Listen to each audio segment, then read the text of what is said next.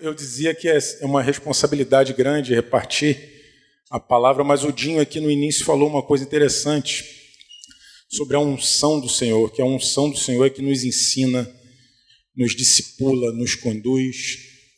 Então, na verdade, não importa quem na verdade fala, mas é quando a unção de Deus comunica, se manifesta, traz revelação, traz a clareza da vontade dele, conduz ao arrependimento. É a unção de Deus que realiza isso, e ele quis compartilhar conosco pessoas, seres humanos frágeis, fracos, sem condição, mas ele compartilhou conosco essa unção de poder não só crer, mas também de compartilhar no que é dele.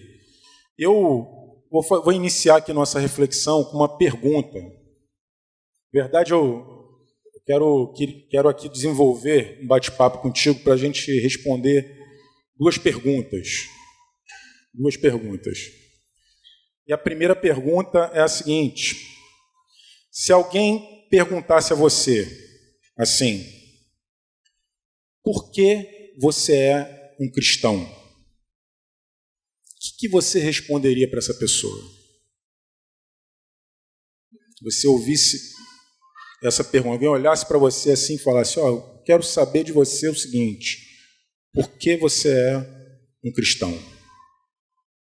Pensa aí o que você responderia a essa indagação, porque, de fato, nós temos que saber por que somos, concorda ou não? Temos que saber por que fizemos essa escolha. Dependente das respostas que nós temos, a Bíblia nos ajuda a responder essa pergunta. E a resposta da Bíblia é sempre a verdadeira, né? Se a nossa resposta diferenciar das Escrituras, algo tem que mudar. Algo precisa ser mudado, porque as Escrituras elas não podem errar. Elas são infalíveis. É a palavra do Senhor, que é eterna, que transcende todas as coisas. Vou começar a ler contigo, então, para a gente tentar responder essa pergunta, vendo o que a Bíblia nos responde sobre essa pergunta. Eu pedi para a Tita, eu vou pela primeira vez aqui, não sei se ela conseguiu. Conseguiu? Não? Sim, conseguiu, que bom, glória a Deus. Eu vou pela primeira vez aqui usar a versão NVT, os textos da NVT, compartilhar. Obrigado, Cris. Está em falso, mas vai de boa. Vou usar essa versão, você vai poder acompanhar ali, e a gente vai tabelando, beleza? Romanos 7, verso 14, diz assim, o problema não está na lei, pois ela é espiritual e boa. O problema está em mim. Você leu aí? Então diz assim, o problema está em mim. O problema está em mim, pois sou humano, escravo do... Eita! Verso 15.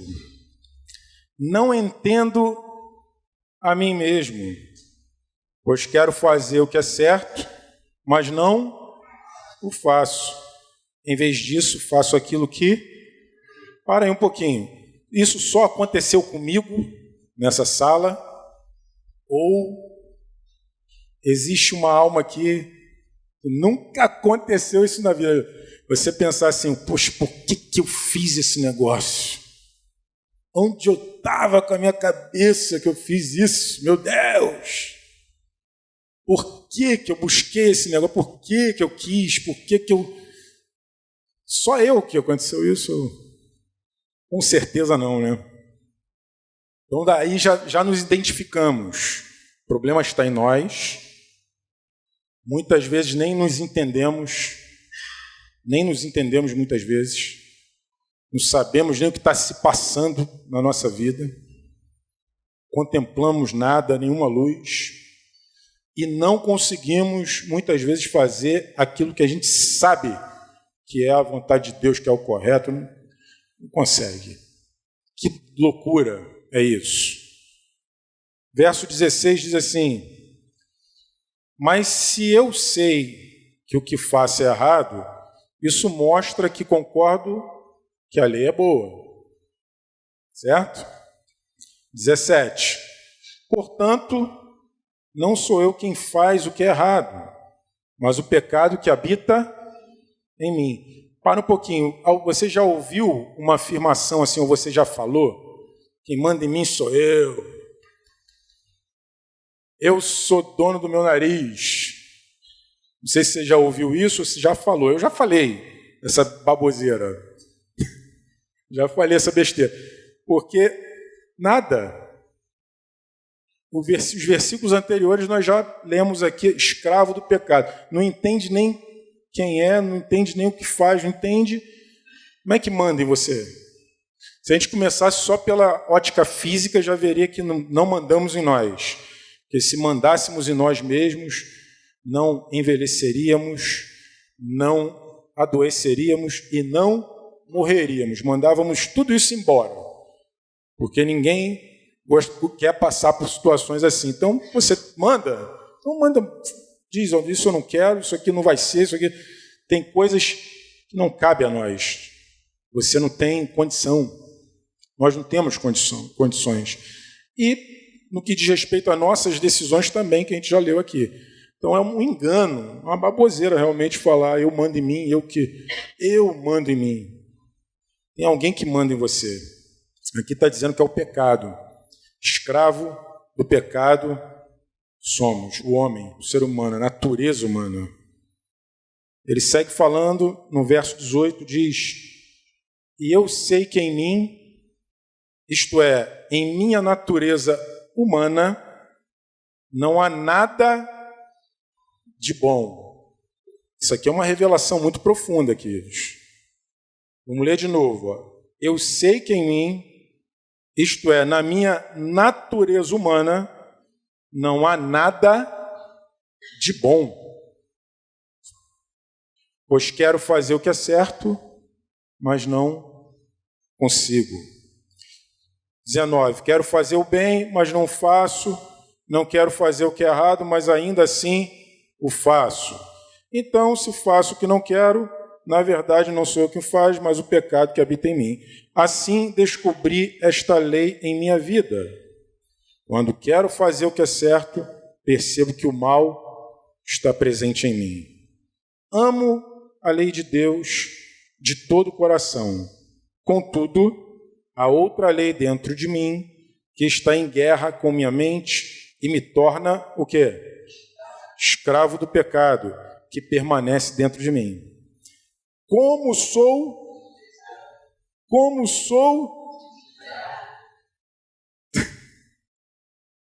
Você seria capaz de se chamar de miserável com sinceridade? Ou você acha que não é? Uma condição dessa aqui, a gente olha e fala, como é que é isso?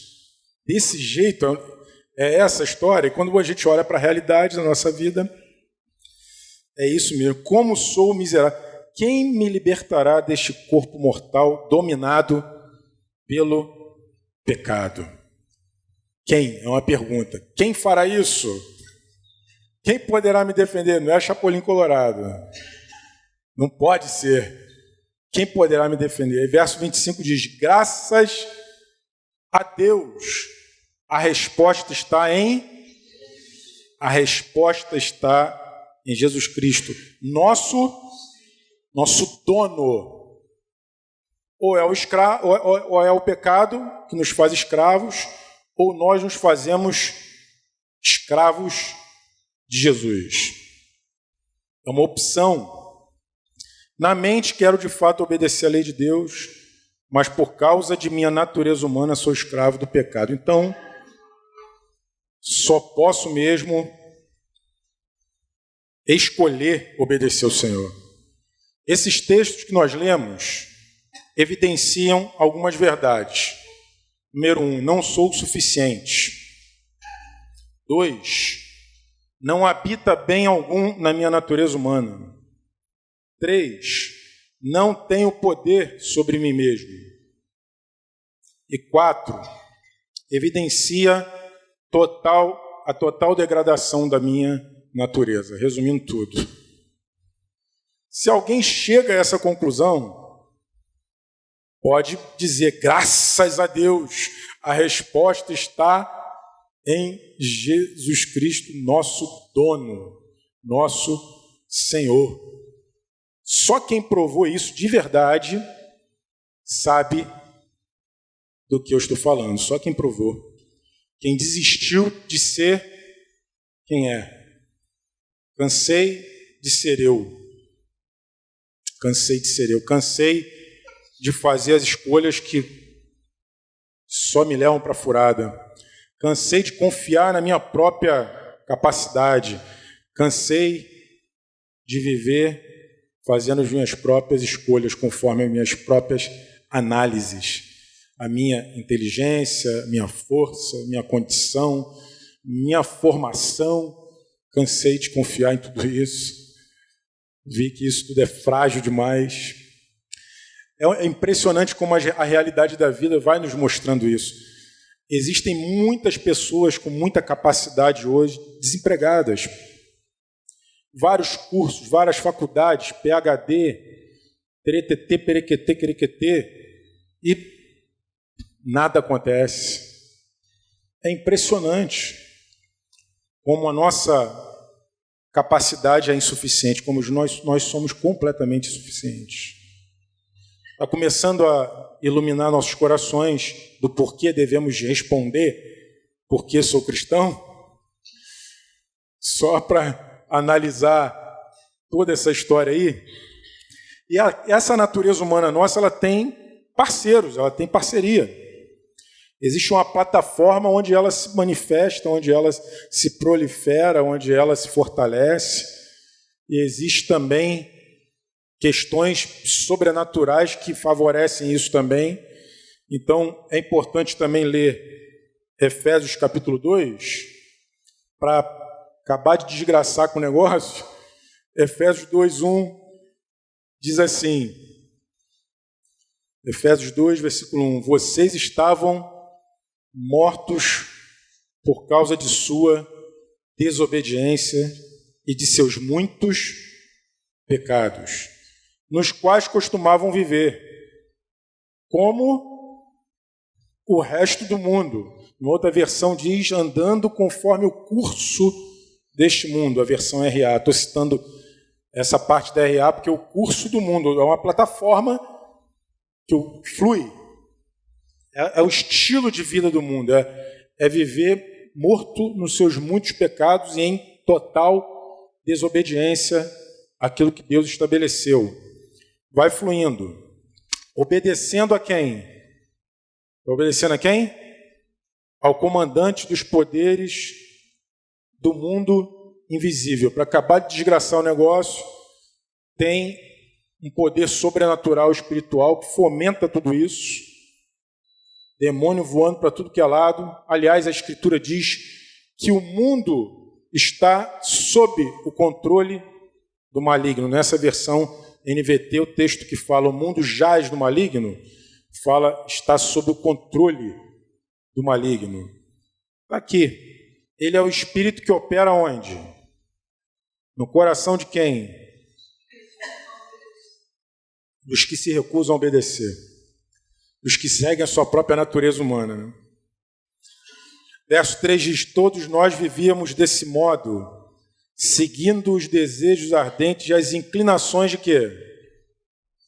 Nossa natureza humana. Éramos, por natureza, merecedores da ira. O Jim falou aqui também.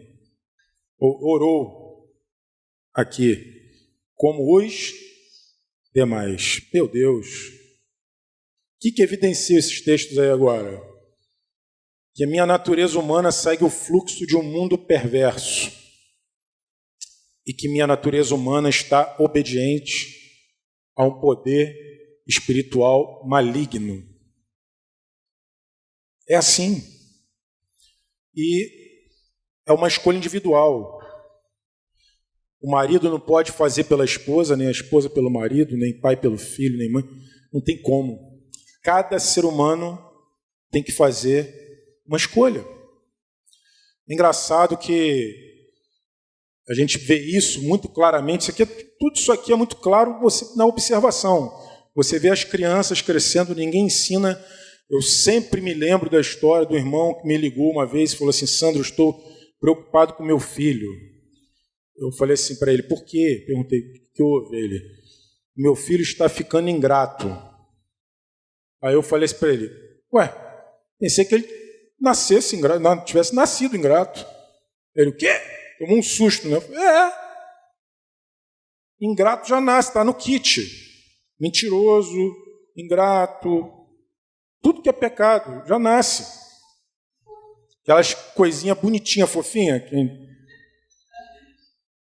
Já está ali o chip, já não precisa ensinar eles a serem mentirosos, a ser ingrato. Não precisa ensinar, não. Isso aí vai ser facinho. Vai começar a se manifestar com o passar do tempo. Você vai ver desobediente, querendo só a vontade dele. Eu quero. Compartilha. Não compartilha, não dá nada para ninguém. É meu. Né? Bota 2 lá junto, lá, começa a guerra. É só observar tudo isso aqui que Paulo falou, concluiu: miserável homem que sou, quem me livra. Aí, observa, já vê. Observe nós, observe nas crianças, observa, você vai ver. É exatamente assim. E todo esse mal aí está em cima. Amém ou não? É assim ou não? É exatamente assim. Por que você é cristão, então? Minha resposta, eu escrevi aqui minha resposta. Porque sou insuficiente.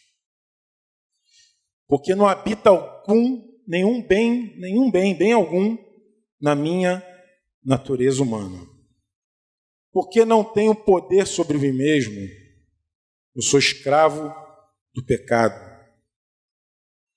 Porque tenho consciência da total degradação da minha natureza humana. Porque minha natureza humana segue um fluxo perverso neste mundo. E porque minha natureza humana está obediente a um poder espiritual do diabo, de Satanás. Acabou. Portanto, não quero estar sob o poder da minha natureza humana. Não quero seguir o fluxo deste mundo perverso, obedecendo esse comando espiritual. Quero estar sob o poder de Deus, em Cristo Jesus, guiado pelo Espírito Santo, mediante a fé. É isso. Eu sou cristão por causa disso. Qualquer resposta que não contemple esse universo tem que mudar. Eu sou cristão por quê? Porque Jesus é meu salvador. Ele não salva quem ele não é dono. Ele tem que ser Senhor. Graças a Deus, a resposta está em Jesus Cristo, nosso Senhor, nosso dono. Se ele não for meu dono, ele não pode me salvar. Dono dos meus atos sou eu que escolho, eu não rendo a ele. Eu não quero render minha vontade a dele, obedecer a ele. Não é meu dono, vai salvar como? Como é que Jesus vai salvar? Tem história de tudo que é jeito, tem história de bandido que pede para orar, para o assalto ser bem sucedido, não morrer. Tem de tudo, galera. Tem de tudo. História, o cara está se prostituindo e ora para não pegar doença. Falando sério, tem um monte de história, gente. Um monte de história. Como é que Cristo é o Senhor de quê? Não está na escravidão do pecado, não tem como. Amém, querido? Respondemos a primeira pergunta? Mas é bom você meditar, você precisa pensar e refletir se isso é uma verdade ou se é só eu sei o que está na Bíblia, então eu sei qual é a resposta certa. Vai lá e fala. Não, tem que ser uma realidade na nossa vida. Eu sei que essa revelação de que a insuficiência da carne, ela é paulatina na vida de todos nós, mas Em termos de experiência, paulatino, inclusive, você vai tendo experiência e vai vendo, meu Deus, minha carne, se eu deixar mesmo sozinho, ferrou. Se eu não alimentar o meu espírito, eu estou quebrado, falido. E com o passar do tempo a gente vai experimentando, mas a gente pode ter essa certeza que o motivo de ser um discípulo de Jesus, ser um cristão, é toda essa degradação, essa insuficiência. Mas ser cristão não é ter uma religião, nem participar de reuniões ou culto, participar de reuniões chamadas culto, cantar, levantar a mão, orar, etc. Ser cristão não é isso. Ser cristão é compreender que você foi criado para ser semelhante a Jesus e saber que a obra de Deus, você é uma obra. A obra de Deus, ela acontece em você e precisa ser realizada também através de você. Isso é você ter uma convicção plena, eu sou cristão por isso, e eu tenho que desenvolver isso. Sou cristão porque sou insuficiente, preciso deixar a obra que Deus tem acontecer na minha vida e através da minha vida. Caso contrário, eu também fico estacionado, parado. E, na verdade, no contexto espiritual, quando a gente para, a gente retrocede. Ninguém consegue ficar no lugar onde chegou. Você retrocede. Quero dividir contigo aqui esse tema da gente ser a obra e, ao mesmo tempo, simultaneamente, a obra acontecer por intermédio de nós, por alguns textos. Eu vou ler Lucas 5 contigo, verso 31 e 32. Diz assim, ó, Jesus lhe respondeu: as pessoas saudáveis não precisam de médico, mas sim os doentes. Não vim para chamar os justos, mas sim os... Mas para quê? Para que se arrependam. Então está aí uma obra. Começa desse jeito.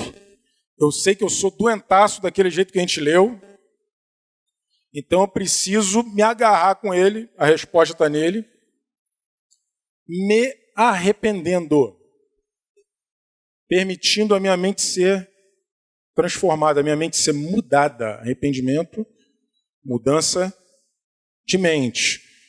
Então, essa obra começa desse jeito, precisa se arrepender. Se você lembrar a pregação dos apóstolos lá, Pedro, a primeira pregação que ele fez lá diante de uma multidão, quando perguntaram o que a gente faz, a gente é desse jeito aí, totalmente perdido. Aí Pedro disse: arrependei-vos e sejam batizados para que sejam cancelados seus pecados pelo nome de Jesus. E vai dizendo, tem que se arrepender, não tem como. Conhece aquela frase também? Não me arrependo de nada do que fiz, só do que não fiz. Não sei se também você já disse essa baboseira, ou se já viu alguém dizer também. Mas tá bom, não se arrepende não, segue dando murro e ponta de faca, se arrebentando na vida. Ou eu decido me arrepender. Eu preciso, necessito desesperadamente. Inclusive, quando alguém diz assim, Jesus veio para mim, tem que ter consciência que é doente. Porque aqui você viu que os sãos não precisam dele. Quem precisa dele é quem está mal. Quem tem consciência que sem ele está perdido. Caso contrário, não tem condição de caminhar com ele. Tem. Se eu já sou suficiente, eu sou bom, já sou sarado, sou saudável, então eu não preciso. Mas se eu considero que a coisa está ruim, eu sou doente, preciso da cura dele, é assim que funciona. Jesus disse isso, a obra começa, essa obra é com arrependimento. O outro texto que fala da obra mesmo, esse texto tem sido muito falado entre nós, me lembro que o Cristiano, há um mês atrás, ministrou uma palavra, citou esse texto, de João, capítulo 6. Nesse contexto, Jesus vinha explicando justamente a insuficiência da carne. Ele estava falando da insuficiência da natureza humana, foi falando, e de repente alguém fez uma pergunta para ele. Como faremos para realizar as obras de Deus? No verso 28, ó. João 6, 28. Nós também queremos realizar as obras de Deus. O que eles disseram? Nós também queremos realizar as obras de Deus, disseram eles. O que devemos fazer? Eles botaram no plural, queremos realizar as obras de Deus, e o que devemos fazer? Jesus respondeu no singular e não falou o que eles tinham que fazer. Falou assim, Jesus lhes disse, esta é a única obra que Deus quer de vocês. O que é? Creiam naquele que Ele enviou. Uma obra em nós. Se arrependa de viver guiado por si mesmo, pela sua inteligência, razão, emoção, vontade, e creia nele. E seja guiado por essa fé. Guiado pela vontade de, crendo no que ele fala, como Carol falou aqui, talvez algumas pessoas possam estar aqui sem essa condição que Carol disse aqui de fé, nem fé para ser transformado, Carol falou, mas se você for como uma criança, como Mitian falou, Jorge Mitian uma vez falou assim, vou lhe contar um segredo. Eu leio e creio, como um menino. É assim que é simples, assim. Ouve que Jesus falou, crer e obedecer. Um arrependimento, uma mudança. Graças a Deus, a resposta está nele. Não tem outro caminho, não tem o que fazer. Para que tornar complexo uma coisa tão simples? Lutar com Deus por causa dos sentimentos e das vontades, por causa da razão. Para quê? Se eu posso me render assim, igual a criança, como Carol falou aqui, como uma criança, tem que ser como uma criança. Senão, não vai. Senão a gente fica travado. Essa é a obra de Deus em nós. A obra dele em nós. Parar de dar soluções com a nossa força, parar de pensar que você é que é capaz. Me lembro, vamos ver se eu acerto aqui, acho que foi uma frase que o Dinho falou numa ministração dele. Não sei se eu vou falar certo, o Dinho vai me ajudar. Que nós temos medo porque a gente confia muito em nós. Mais ou menos assim, né? Mais ou menos. Medo porque confia muito em si. O resultado do medo é porque confia em você. Mas se você confiar em Jesus, no nome de Jesus, não há impossíveis. Não há nada impossível. Ao nome de Jesus, há uma palavra que ele diz. Nada. Nada. Todas as coisas estão debaixo do nome dele. Ele tem um nome que está acima de todo nome. Acabou. Ele ordena tudo. Ele faz tudo acontecer conforme a sua vontade soberana. Boa, perfeita e agradável. Por que lutar? Para que lutar? Para que guerrear contra esse Deus que é todo poderoso, mas não é só todo poderoso, ele é todo amor. Ele sabe os caminhos que a gente precisa percorrer. Ele diz que eu que bem sei os pensamentos que tenho sobre vós, pensamentos de paz e não de mal, para vos dar o fim que desejais. Todo mundo deseja algo bom e vai te dar o fim que você deseja, mas não do teu jeito, e nem o que você deseja pela contaminação do teu pecado, mas pelo que ele moldou para você. Eu tenho que desistir de lutar. Não dá para eu seguir assim. Essa obra precisa acontecer em mim. Filipenses 1, versículo 6, Paulo escreveu assim: tenho certeza de que aquele que começou o quê? A boa obra, essa boa obra, em vocês irá completá-la até o dia que Cristo Jesus voltar. do lado dele, ele está deveras empenhado a completar essa obra. Mas nós podemos rejeitar essa obra. Nós podemos não querer que essa obra aconteça em nós. Podemos querer escolher outra coisa. Outra coisa. E ele estabeleceu agora essa obra acontecendo em nós, e ela vai simultaneamente sendo realizada através de nós também. E aí eu volto para Efésios capítulo 2, no versículo 10. Diz assim: pois somos obra-prima de Deus, criados em Cristo Jesus. Está aí ou não? Não está? Kevin, meu filho. Pensei que estava lá. Vamos lá, hein? Pois somos obra-prima de Deus, criados em Cristo Jesus, a fim de realizar as boas obras que Ele de antemão planejou para nós. Ele mesmo estabeleceu quais são as boas obras que nós temos que realizar. Eu li Efésios 2, versículo 10. Somos obra-prima de Deus, nós somos a obra dele. Somos criados em Cristo Jesus com a finalidade, o fim, de realizar as boas obras que ele de antemão planejou para nós. Total sentido para a minha vida.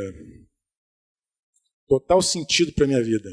É muito interessante, eu não sei se você já conheceu alguma história assim, mas de pessoas que realizam grandes coisas e no final estão frustrados. Você conhece histórias assim? Levanta a mão assim se você conhece essas histórias assim. Pouca gente, mas eu acho que tem gente que conhece e não levantou a mão.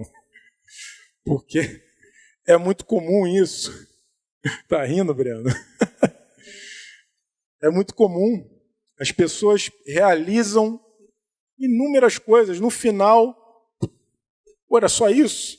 Cara, eu fico pensando numa escalada. Escalou o Everest. Pum, chegou lá, botou a bandeira, deu um grito tal. E agora? Acabou. Foi. E por aí vai. Eu não estou criticando os desafios da vida, não, irmãos. Realizou. Não. Eu estou dizendo só que é insuficiente para nós, porque fomos criados, fomos feitos para as obras que Ele mesmo já preparou para nós. Então, as realizações da vida não vão realizar o teu espírito, não vai. Vai realizar um sonho que você mesmo quis. Mas o que de verdade vai te deixar pleno, você pode e deve realizar as coisas que estão na sua mão para fazer, com excelência e tudo mais, mas o que vai te deixar pleno é de verdade você estar realizando as obras que Deus te colocou para fazer. Tudo. Me lembro de uma história também que o Franco falou para um irmão que trabalhava, muito trabalhador, cara, muito trabalhador. O Franco disse para ele assim: você é muito preguiçoso. O cara, quê? Como assim? O cara falou assim para ele: você pode conhecer alguém que trabalha igual a mim, mas mais do que a mim, não. Trabalhador. E é um cara trabalhador, era um cara muito trabalhador. Ele falou assim: a diferença, vamos pensar aqui na diferença da formiga e do passarinho, né? Provérbios diz, Salomão diz: vai ter com a formiga, preguiçoso, olha para a formiga que você vai aprender. A formiga trabalha para caramba. Mas Jesus no Novo Testamento disse: olha para os pássaros, não trabalha, não ajunta celeiro, o Pai Celestial alimenta. Jesus estaria ensinando o pássaro as pessoas a serem preguiçosas por causa do pássaro? E ensinando o preguiçoso a trabalhar olhando só para a formiga? Não tem contradição, irmãos. Vou explicar para vocês uma coisa. Tanto a formiga quanto o pássaro realizam as obras que Deus desenhou para eles. Cada um criado para um fim, um propósito, um alvo, e ambos realizam exatamente o que precisam. Amém? Assim, não é preguiçoso. Qual é a definição espiritual, mais espiritual da preguiça? Não só de não fazer nada. O cara se arrasta para fazer as coisas. Mas tem a mais profunda, é não fazer o que Deus quer. Essa é a mais profunda. As boas obras que ele planejou. Na situação lá, o irmão não estava pastoreando a esposa não era problema dele. Então, se não é problema, não é problema meu. Franco, talvez você trabalhe muito porque você foge do teu trabalho de pastorear a tua esposa. Talvez seja uma fuga o teu muito trabalho. Talvez seja uma fuga, porque você não realiza o que Deus quer que você faça. Então, as boas obras, somos obra-prima, ele realiza em nós e quer realizar boas obras através de nós, obras que ele de antemão planejou. Isso é que nos realiza profundamente. Vocês lembram da dieta de Jesus? Bem exaustivamente falada entre nós? A dieta de Jesus. Quem lembra? Fala aí da dieta.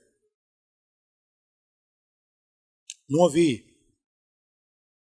Fazer a vontade do Pai e realizar a sua obra. Jesus falou isso. A minha comida é fazer a vontade do Pai e realizar sua obra. Se você considera que Jesus é o cara, não só vamos observar só agora a humanidade de Jesus. Um homem plenamente saudável, realizado. Você considera Jesus assim, saudável, realizado? Ele disse que realizava ele. Era só fazer a vontade do Pai e realizar a sua obra. Fazer a vontade do Pai e realizar a sua obra. Simples desse jeito. Simples assim. Isso que nos realiza, que nos cura, que nos liberta, que nos restaura. Isso que não nos paralisa. Amém? Eu vou ler um texto aqui que ele é um texto híbrido, assim, ele fala de nós sermos a obra e ao mesmo tempo realizarmos a obra. Mateus capítulo 9, versículo 35, diz assim: Jesus andava por todas as cidades e todos os povoados da região, ensinando nas sinagogas, anunciando as boas novas do reino e curando todo tipo de enfermidade e doença. Jesus andava fazendo isso. Verso 36. Quando viu as multidões, teve compaixão delas, porque estavam desempregadas. É isso que está escrito ali? Porque estavam com fome, porque estavam doentes, porque estavam como? Confusas e como ovelhas sem. Não é uma coisa muito curiosa Jesus olhar para as multidões e pensar assim, cara, olha, ter compaixão das multidões. Sempre existiu pobreza no mundo, e a compaixão de Jesus tocar o seguinte, tocar que aquelas pessoas estão aflitas e exaustas sem uma direção, sem um rumo, como ovelhas que não têm pastor. Isso não é uma coisa muito intrigante? Quantas coisas, se você olha para as multidões, você pensa a necessidade delas? Qual é a necessidade dessas multidões? Você vai no hospital, qual é a necessidade desse povo? Todo mundo ser curado, sair daqui do hospital. Jesus curou uma vez 10 leprosos. 10. Só um voltou para seguir ele. E ele falou, foram 10, só voltou um.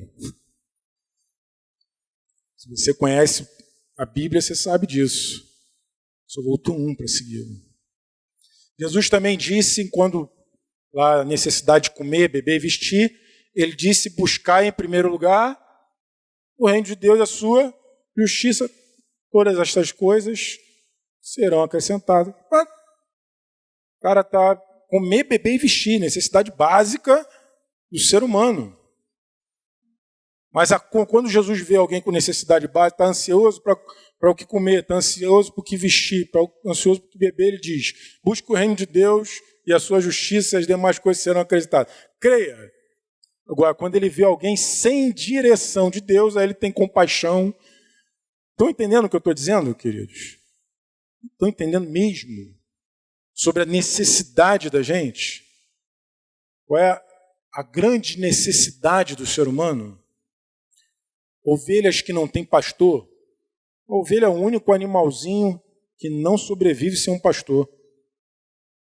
Único animal. Todo animal vive sozinho. A ovelha, tadinha, não vive sem pastor. Não tem cauda nem para espantar os mosquitos que voam aqui, ó. Não tem cauda, os mosquitos perturbam ela fica... Aí o Salmo 23 diz que derrama o óleo. O óleo é derramado na ovelha, né? O Senhor unge minha cabeça com óleo, o meu cálice transborda, o Salmo 23 fala. O óleo serve de inseticida para espantar as moscas, a ovelhinha fica de boa. O óleo do Espírito de Deus na nossa vida. Os mosquinhos estão voando, mas não tem espaço, nem para botar ovo, nada aqui, porque a unção do Espírito está aqui. A presença dele.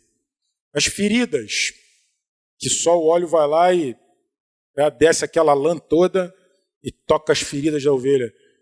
Nós, ovelhas feridas, como é que vamos curar essas feridas? Tem que ter o óleo de Deus, o óleo do Espírito que te conduz a não só a receber o perdão dele, mas também condição para perdoar as pessoas. Cura a ferida, ele sara tudo. Ovelhinha precisa de pastor. Todos nós. Não sabe, guia minha águas tranquilas, Salmo 23 diz, né? Porque se a ovelha vai beber água, vai num riacho, porque ela não enxerga direito. A ovelha é míope, não sei se você sabia, a ovelha não enxerga bem. Aí ela vai, não sabe para onde vai, chega lá, vai beber num riacho de água corrente, leva ela, morre afogada. Aí o pastor tem que guiar nas águas tranquilas. Meu Deus! A gente não sabe qual é a nossa fonte. Onde a gente vai beber, saciar a nossa sede? Vai nas águas do mundo. Vai lá na televisão, você vai arrumar um monte de necessidade. Tem que comprar um carro melhor, tem que não sei o quê, essa roupa já não serve. A onda do riacho... Ela vai te afogando com tudo. Mas tu vai no riacho do Senhor, ele vai te dando tudo que... É outra história. É outra parada. Caminhar com o Senhor. Os pastos verdejantes. Ovelhinha come tudo pela raiz, acaba, faz caquinha, não sabe onde tem pasto verdejante, come a caquinha até morrer. Tem que ter o pastor para pegar a ovelhinha e guiar. Vem aqui, no pasto verdejante aqui, ó. Vai lá, come o pasto aí. Todos nós necessitamos. Todos nós necessitamos. No verso 37 ele disse assim, disse aos discípulos, Jesus dizendo aí aos discípulos, a colheita é grande, mas os trabalhadores são poucos. Orem ao Senhor da colheita, peçam que ele envie o quê? Mais trabalhadores para seus campos. Mais trabalhadores para os seus campos.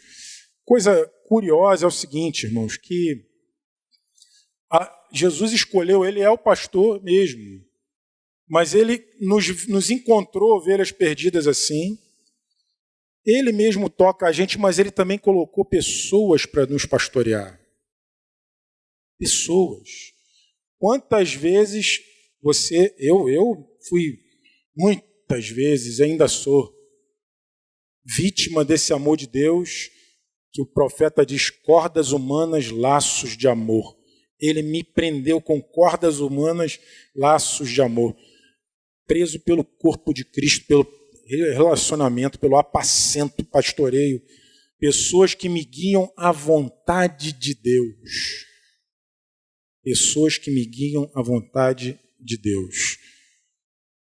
Tenho que, uma vez pastoreado, também ser pastor de alguém que está aqui. A seara é grande, as multidões estão aí, continuam aflitas e exaustas. É assim ou não é? Aflitas e exaustas. Setembro Amarelo, mês de uma campanha contra suicídio. Um monte de gente se suicidando. Um monte de gente. Muita. A estatística que o Zé falou para mim que eu demorei até a acreditar, fazer conta. Gosto de doido. Muitas pessoas. 45 segundos, a estatística diz assim, a cada 45 segundos uma pessoa se suicida no mundo. Falei, meu Deus, a gente foi fazer conta. Falei, não, Zé, isso aí é demais. Ficamos um tempo fazendo conta, mas a gente viu que pode ser real. Fazendo conta. A outra estatística era, no Brasil, eu acho que era, esqueci, alguns minutos. Eu falei até com a mesa, com os irmãos. A cada 15 minutos, um negócio assim, né? Alguns minutos, um suicídio. Eu falei, no Brasil, eu falei, meu Deus, fiz conta também. Falei, não é possível que é assim. Eu fui fazer conta. Multidões aflitas e exaustas, irmãos. Porque aos pés de Jesus a paz, a graça, a bênção, a caminho, a luz. Por isso que ele falou que só uma coisa nos é necessária. E Maria escolheu essa parte que não é ser tirada dela, que é a parte de estar aos pés dele, recebendo seus ensinos, sua palavra. É o riacho dele, as águas são as águas tranquilas dele, o pasto verdejante dele, o óleo dele, não tem outro. E nós necessitamos ser pastoreados, discipulados, guiados dessa maneira. Eu lembrei da história que quando ora nós somos essa multidão aflita e exausta, necessitando de discipulado. Eu vou te fazer uma pergunta agora, é a segunda pergunta. Lembra que eu falei que ia responder 2 perguntas? Estou no finalzinho aqui, a última pergunta era do finalzinho. A pergunta é assim, ó, como nós somos uma igreja relacional, de discipulado, que se relaciona mesmo um a um, olho no olho, a pergunta para você é a seguinte: quando você vai procurar conselho, quando você vai pedir conselho, o que você quer ouvir? Quando você quer um conselho, você quer ouvir o quê? Quero um conselho, aí vai para o discipulador lá, pastor. Quero um conselho. O que você quer ouvir? Teve uma vez um irmão perguntou ao Franco, eu quero um conselho, Franco, mas não sei se eu procuro fulano ou Beltrano. O Franco já conhecia aquela alma, falou assim, bom, depende, se você quiser ouvir, está liberado, vai lá, você procura o Beltrano. Mas se você quiser ouvir, não, eu vou te ajudar nesse assunto aí, eu tomo essa... Aí você procura o ciclano, depende da tua conveniência, né? O cara olhou, se viu totalmente discernido. Para que se busca conselho? Só tem uma resposta, irmãos, uma mesmo. Qualquer outra está errada.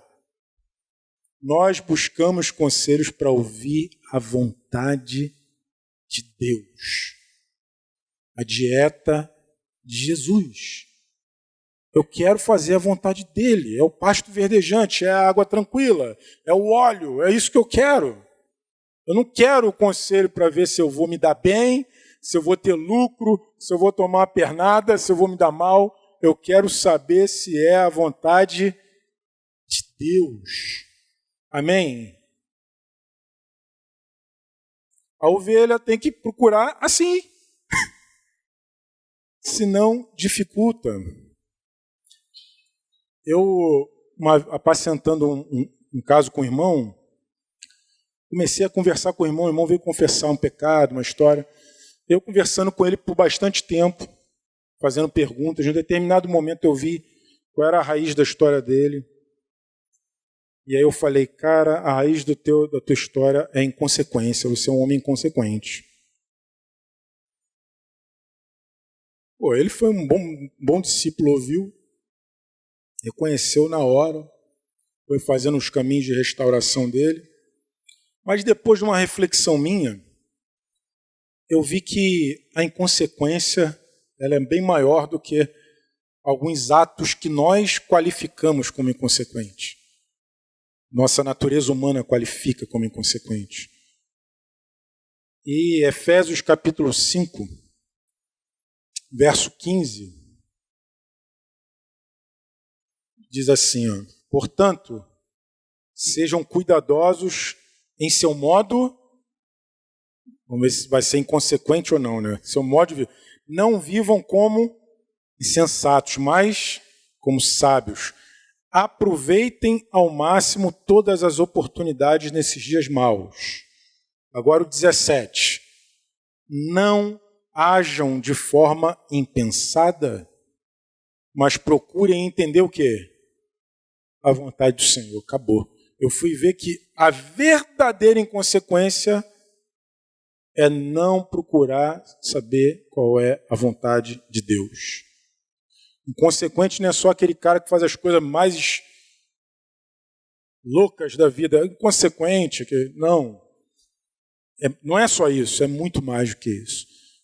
Todo ser humano que não busca saber a vontade de Deus é inconsequente.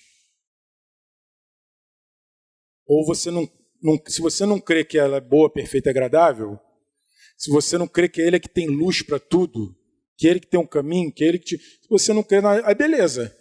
Mas até o Salmo diz o insensato em seu coração, não há Deus. Diz o insensato, diz o inconsequente, não há Deus. Não faço o que eu... Quando é que você diz que não há Deus? Quando você não consulta. Você vai vivendo do teu jeito, não quer ouvir a vontade de Deus. Fez o teu próprio desenho para si, apontou o rumo e foi. Vai ficar a ovelha aflita, exausta. Complicado, não, irmãos? Mas quando a gente é apacentado e vai à busca disso, entende que a gente só precisa disso e vai vivendo a vontade de Deus, nós nos tornamos também aptos a guiar outros à vontade de Deus. Que nada mais é do que isso. Olha, Jesus falou, né? Multidão aflita e exausta que não ovelha que não tem pastor. Ore para que o Senhor envie trabalhadores para a sua seara. Que trabalhadores são esses? Pessoas que são guiadas à vontade de Deus e que guiam outras à vontade de Deus. Não tem outra coisa. É só isso. Guiar para a vontade de Deus. Não tem outra coisa para fazer. Essas ovelhas que buscam, que não sabem a vontade de Deus, experimentam uma coisa, uma chave, que é se frustrar consigo mesmo. Se frustra consigo. A pessoa que se acha muito legal, não, sou muito legal, muito cool, maneiro pra caramba, essa pessoa não quer ser transformada, ela não quer mudar. Ela vira crente, mas fica ali. Ela ainda não se frustrou profundamente, que assim, cara, não dá para ser eu tenho que ser transformado.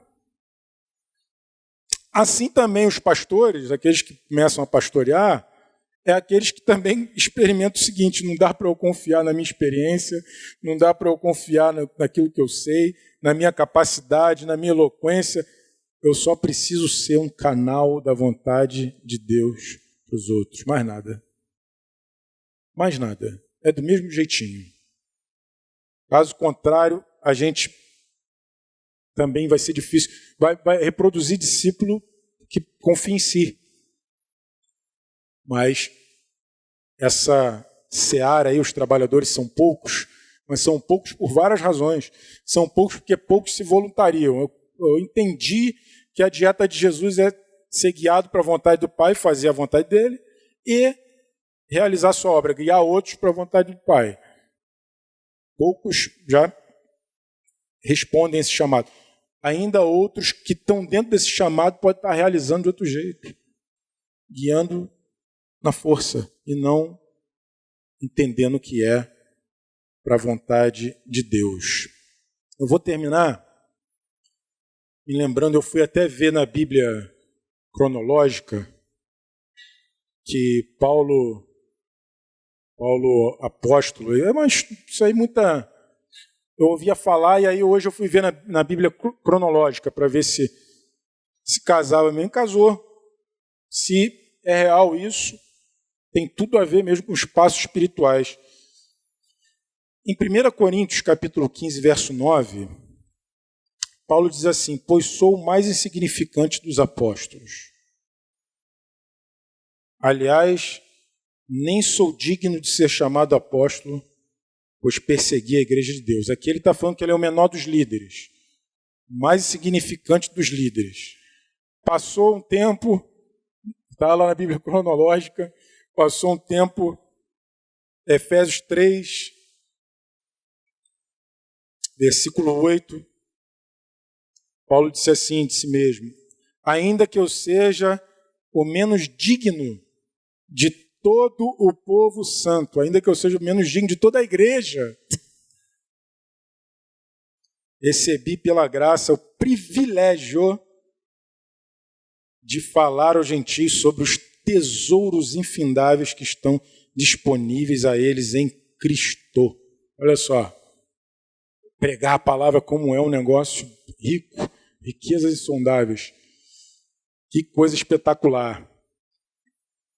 Ele deu para ver que ele desceu, né? Ele era o menor dos líderes, agora ele é o menor da igreja, de todos os santos. E no verso, em 1 Timóteo 1, um tempo depois, 1 Timóteo 1,15, Paulo diz assim: esta é uma afirmação digna de confiança e todos devem aceitá-la. Cristo Jesus veio ao mundo para fazer o quê? Salvar os pecadores. E eu sou o pior de todos. O cara era o mais insignificante dos líderes, depois menor de toda a igreja, depois o pior dos pecadores. Isso com o tempo passando. Ou seja, a jornada cristã, irmãos, é onde você vai se tornando uma pessoa, é menos de você e mais de Jesus. É onde você vai se vendo cada vez pior. Você fala, cara, realmente, você vai vendo a tua carne, tua insuficiência, tua incapacidade, vai. Preciso mais da vontade de Deus, mais da vontade de Deus, mais da vontade. Se não acontecer assim, irmãos, não está havendo um crescimento espiritual, não está havendo uma consciência clara de quem nós somos. Não está. É assim que acontece, a gente vai vendo, meu Deus do céu, como eu já... meu Deus do céu, como já chorei por causa dessas coisas. Como chorei. Chorei muito uma vez com meus irmãos, meus companheiros de mesa pastoral aqui. No dia que nós recebemos imposição de mãos, eu abraçava eles chorando, pedindo perdão a eles pelas minhas falhas, quando eu os pastoreava como discípulos. Porque eu sei que muita coisa eu fiz o certo do jeito errado, às vezes até o errado do jeito errado. O pai chegou a dizer um dia assim: Santo, fica tranquilo, a gente pegou o melhor e o pior de você. Gente, terrível. A gente vai amadurecendo e vai vendo, não era assim, não é assim. Você vai vendo que você não é capaz, que você não pode, que você não vai, que você depende de Deus. Vai diminuindo, e Jesus crescendo. Só assim. Só desse jeito, amados. Minha conclusão é cantar aquela música. Eu não vou cantar, claro. Vamos quebrar a seriedade, galera. Mas Elcimar, Cristiano, Carol, Mara, Isa, todo mundo aí para cantar o Geiso. Mas é aquela música Sonda-me, sabe por quê? Essa música, minha conclusão é assim, ó, importa que eu diminua e que ele cresça.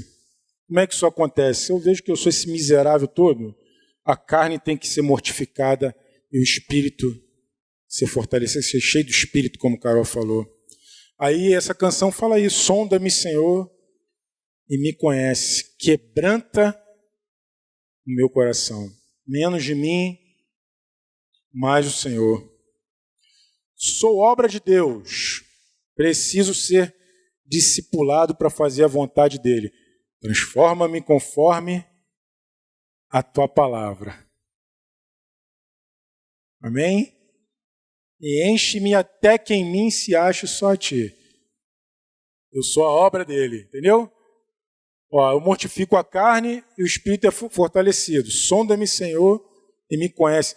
Quebranta meu coração, eu preciso ser quebrantado, preciso ser. Eu sou a obra dele. Transforma-me conforme a tua palavra e enche-me até que em mim se ache só a ti. Sou o realizador da sua obra. Então, usa-me, Senhor. Usa-me. Eu acho que essa canção resume plenamente, porque eu sou cristão, porque eu preciso buscar conselhos, o que eu tenho que alcançar, o que eu quero para mim, por que eu estou aqui, realizar o quê, fazer o quê.